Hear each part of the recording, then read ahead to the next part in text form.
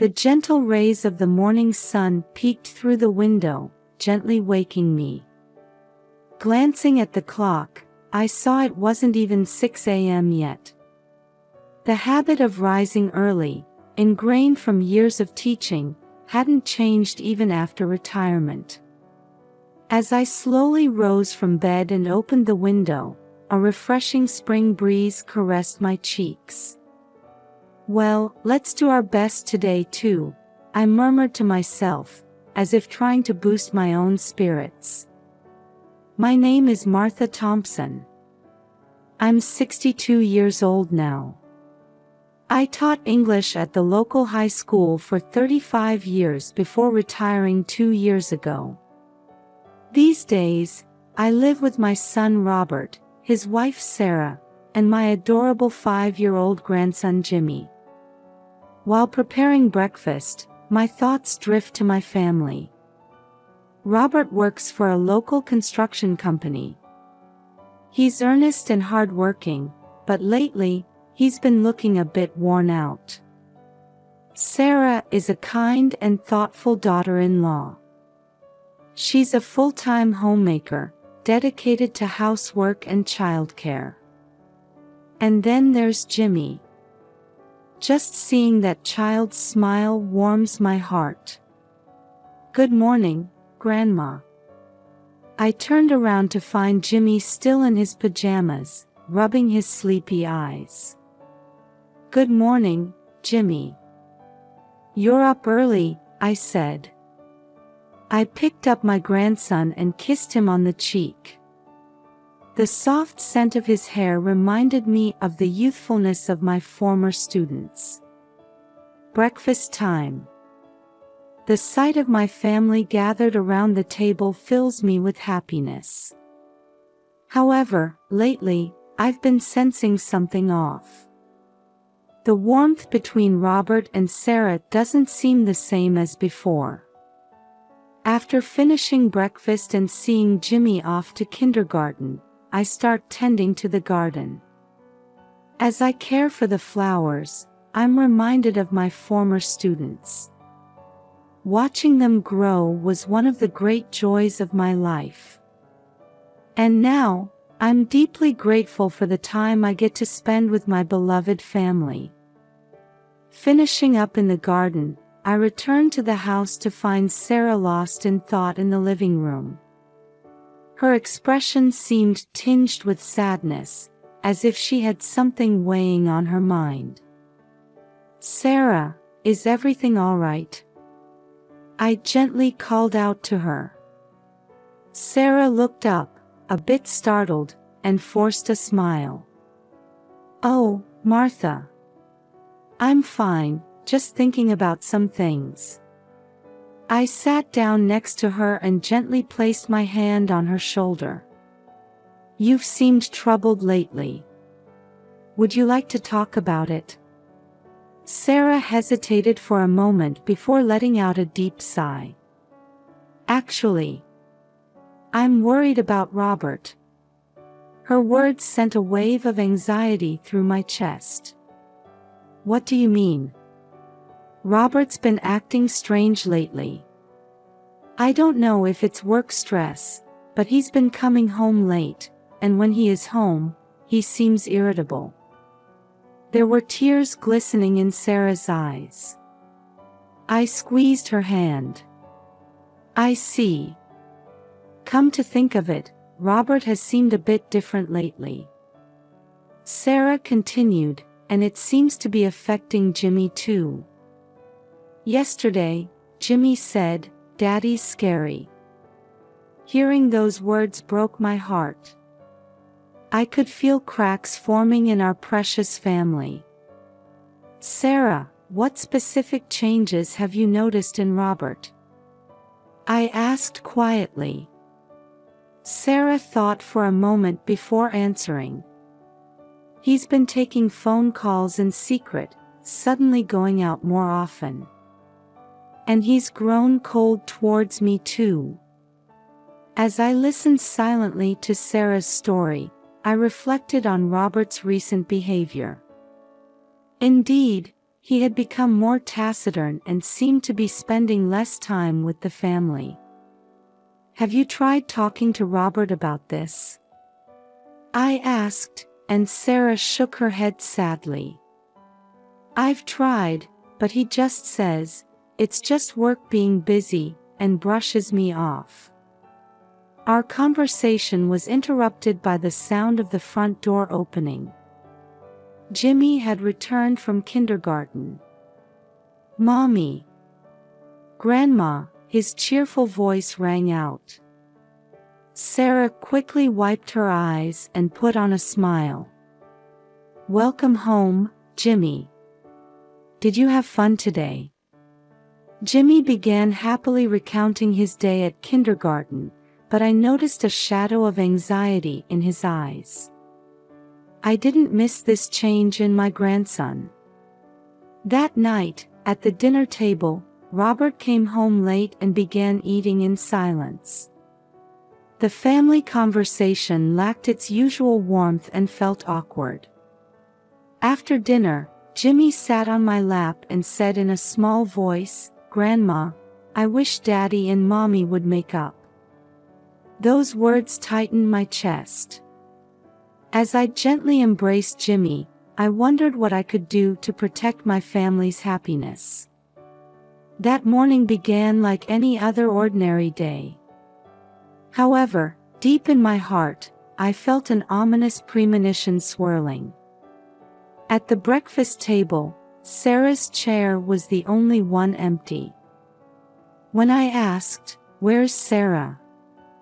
Robert answered expressionlessly, "Seems she left early." His attitude struck me as odd, but I didn't press further. All day long, there was no word from Sarah. As evening approached, a heavy rain began to fall outside. As the wind howled and trees swayed violently, my anxiety only grew. "Robert, hasn't Sarah come back yet?" I asked.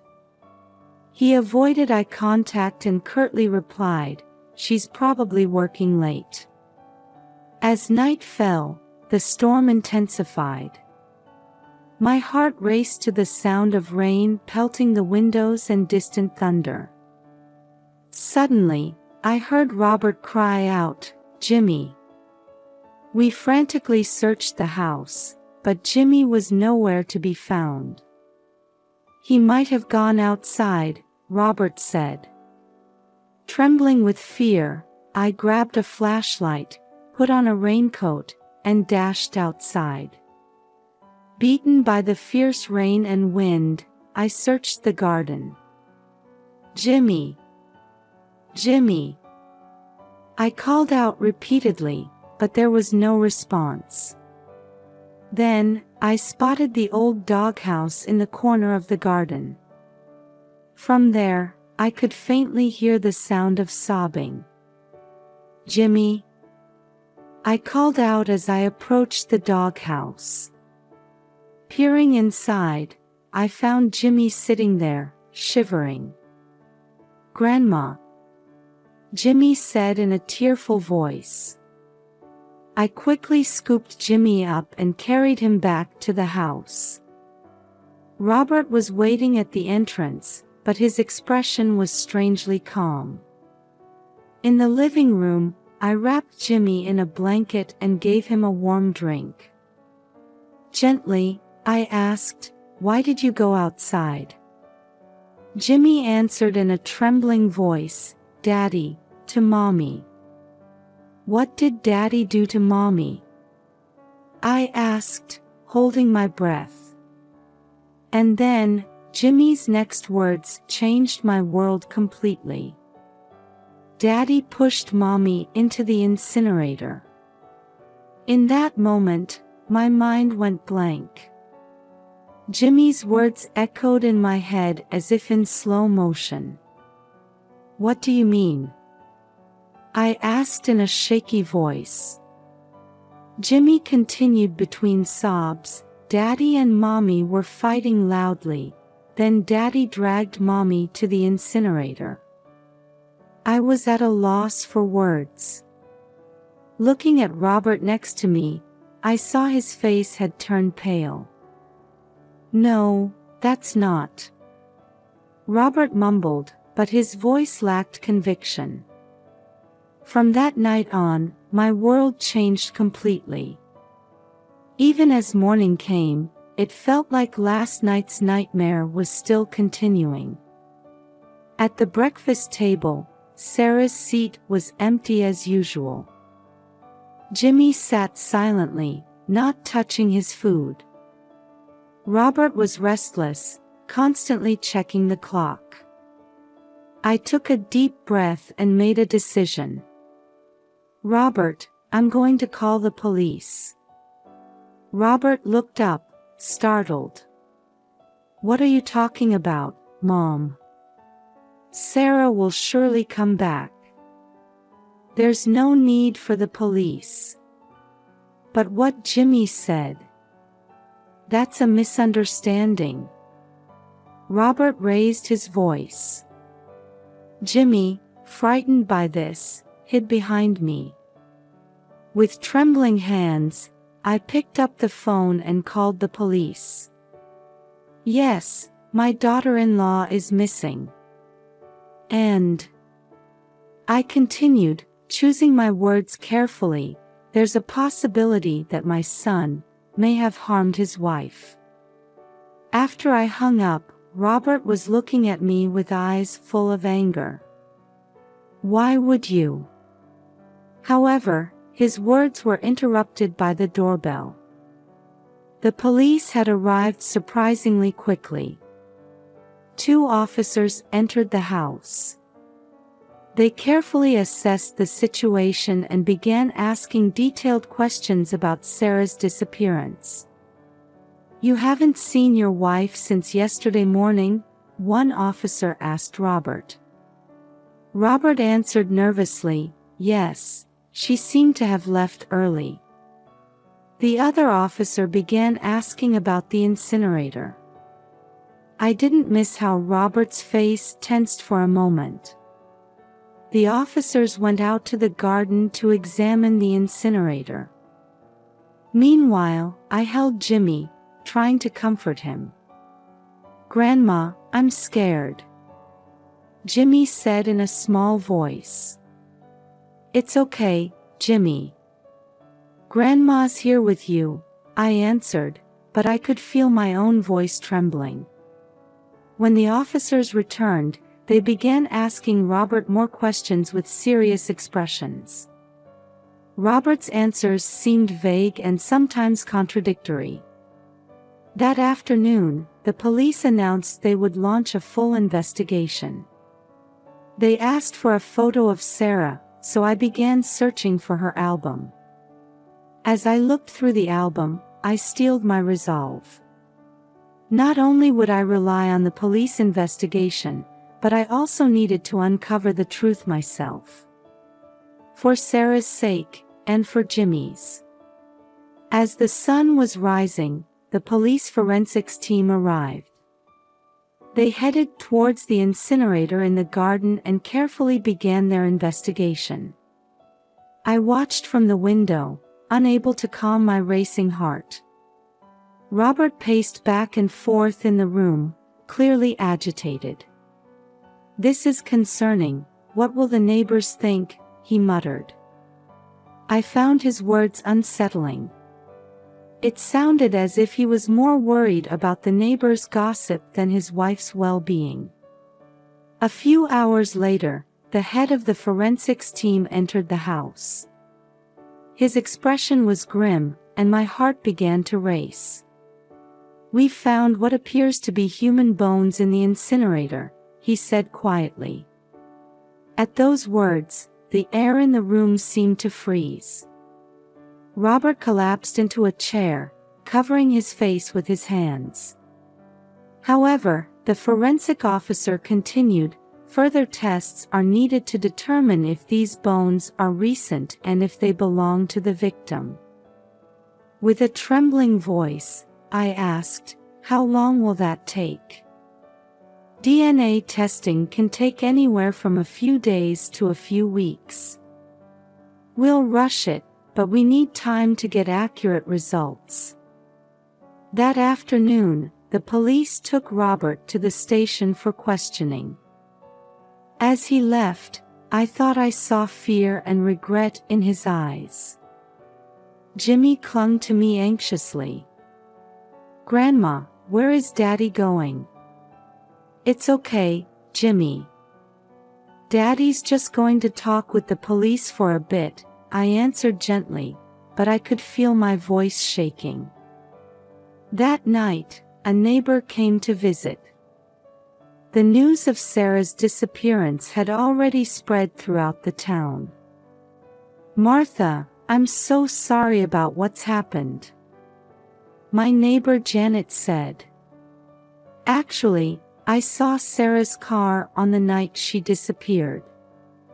I caught my breath. "Where did you see it?" "Near the old warehouse on the outskirts of town." "But it wasn't Sarah driving, it was Robert?" I asked. Janet nodded. "Yes, it was definitely Robert. But he was alone." This new information left my head spinning. Where was Sarah, and did Robert really? After receiving this information from Janet, I contacted the police. They immediately began searching the warehouse on the outskirts of town. That evening, I received a call from the police. "Mrs. Thompson, we've found someone who appears to be Sarah in the basement of the warehouse. We're in the process of rescuing her now." My heart raced at those words. "Is she alive?" I asked, holding my breath. "Yes, she's conscious but seems to be in a weakened state. We'll transport her to the hospital immediately." I rushed to the hospital. When I arrived, a police officer was waiting for me. "Sarah's condition is stable. However, she seems to have been through quite an ordeal," he explained. When I entered the hospital room, Sarah was lying in bed. She looked thin, pale, and had dark circles under her eyes. But she was alive. That fact alone brought tears to my eyes. "Sarah." I took her hand. Sarah weakly opened her eyes and looked at me. "Martha." Her voice was hoarse. "It's okay, you're safe now," I said gently. After Sarah calmed down a bit, she slowly began to speak. "Robert, he locked me in the basement. She choked on her words, and I gently squeezed her hand. "At first, he threatened to throw me into the incinerator. But instead, he put me in the basement." Tears welled up in Sarah's eyes. "Why would he do such a thing?" I asked. Sarah let out a deep sigh. "Because I found out about his affair." He panicked. At that moment, a police officer entered the room. "Sarah, can we talk to you?" Sarah nodded, and I held her hand as I listened to her testimony. The details of Robert's affair, how Sarah had found evidence, and how Robert had threatened her and eventually locked her in the basement all came to light. When she finished speaking, the police officer said quietly, "Robert has already been arrested. We're still investigating the bones found in the incinerator." Sarah asked in a trembling voice, "Jimmy? Is Jimmy okay?" "Jimmy is fine," I reassured her. "I'm taking care of him now." Sarah closed her eyes in relief. "Thank you, Martha." As I left the hospital room that night, I renewed my determination. From now on, I would protect Sarah and Jimmy, and walk a new path in life with them. While Sarah was recovering in the hospital, I continued my efforts to uncover the truth. With each visit to her hospital room, Sarah gradually shared more about the terrifying events of those days. I found messages on Robert's phone from an unfamiliar woman, Sarah began in a shaky voice. At first, I wanted to believe it was nothing. But I nodded quietly at her words. So, you confronted Robert. Sarah closed her eyes and took a deep breath. Yes. But he flew into a rage. That was the beginning of it all. From Sarah's testimony, the existence of Robert's mistress came to light. Her name was Carol, a colleague from Robert's workplace.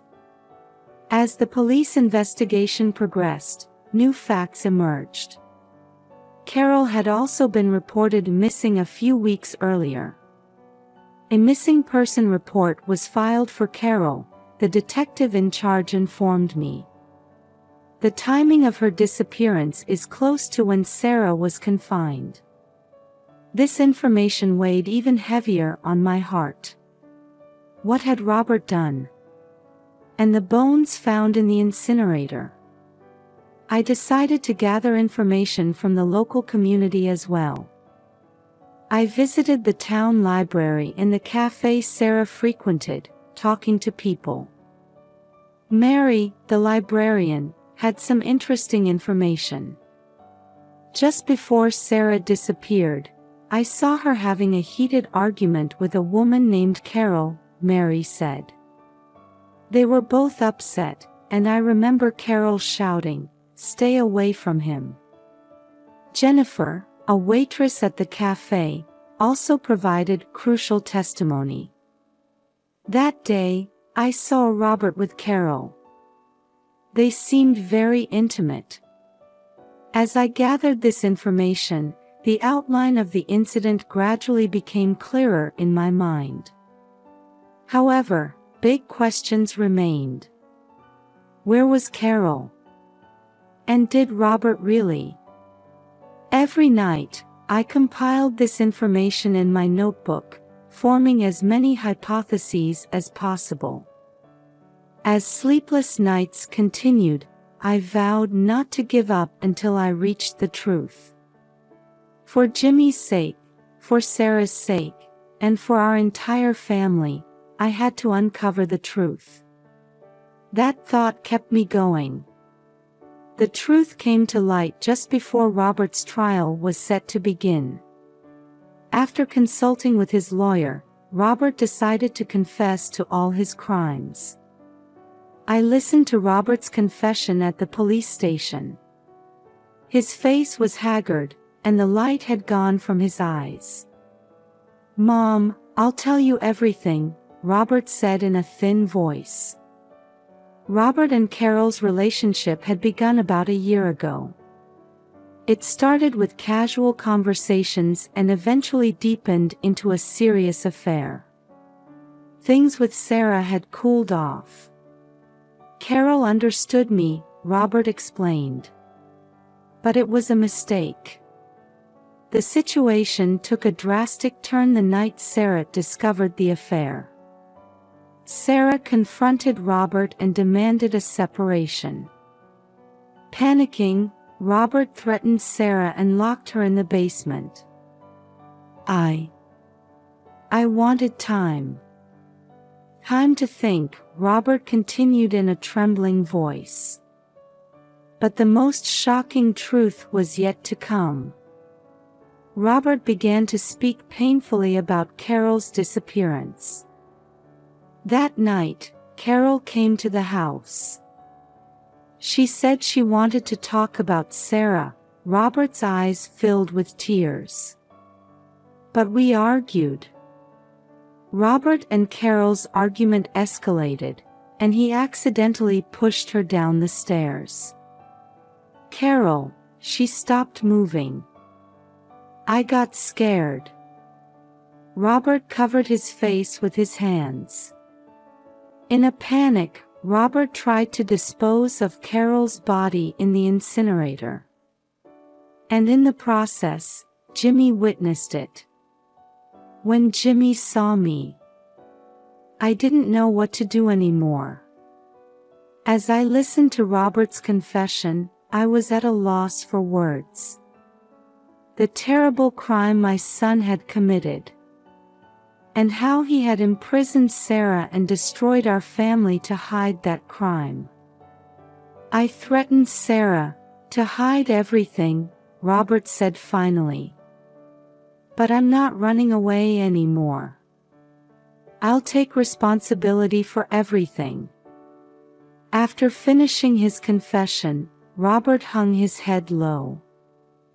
I looked at him with mixed emotions. As anger, sadness, and love for my son intermingled, I thought about the long road ahead. A few days after Robert's confession, he was formally arrested and sent to court. I watched from in front of the police station as Robert, now in handcuffs, got into the police vehicle. His back was hunched, and there was no trace left of my once proud son. "Mom, I'm sorry," he said, turning back before getting into the car. Those words tore my heart to pieces. Sarah was discharged from the hospital and came to recuperate at our house. Her eyes held deep sadness, but also a glimmer of new determination. "Martha, I'm so grateful you're here," Sarah said, holding my hand. "I don't know what to do from here." "We'll get through this together," I replied. "For Jimmy's sake too." Jimmy didn't fully understand what had happened, but he was keenly aware of the change in the family atmosphere. He became more clingy than before, especially afraid to sleep alone at night. "Grandma, is Daddy never coming back?" Jimmy asked one night.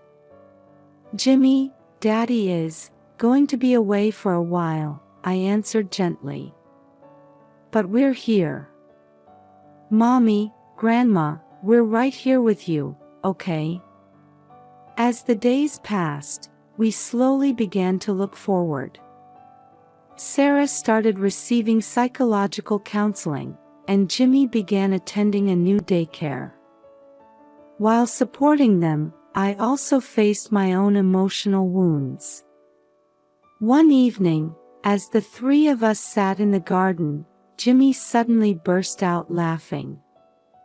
It felt like the most beautiful music I'd heard in this house in a long time. Sarah and I looked at each other and smiled softly. In that moment, I was certain we would overcome this ordeal and walk together as a new family. "Well, shall we prepare dinner?" I stood up. "I'll help," Sarah followed. Jimmy jumped up happily, shouting, "I'll help too." This is where our new life begins.